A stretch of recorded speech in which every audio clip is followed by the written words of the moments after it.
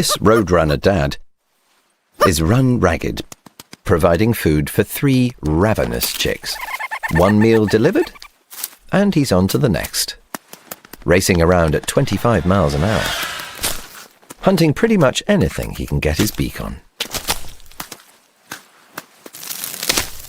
But each time Dad leaves, the nest is exposed. 70% of chicks get taken by predators. A hognose snake detects scent molecules on each tip of its forked tongue, sensing in stereo to determine the exact direction of its prey. Another meal secured, Dad heads home. Just in time. With lightning reactions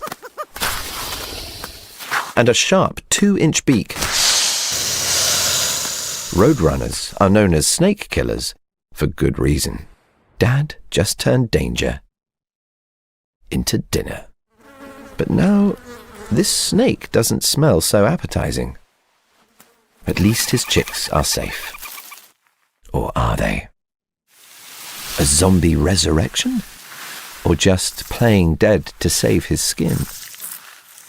The hognose snake can even emit a smell like decomposing carrion, faking his own death so he can live to die another day.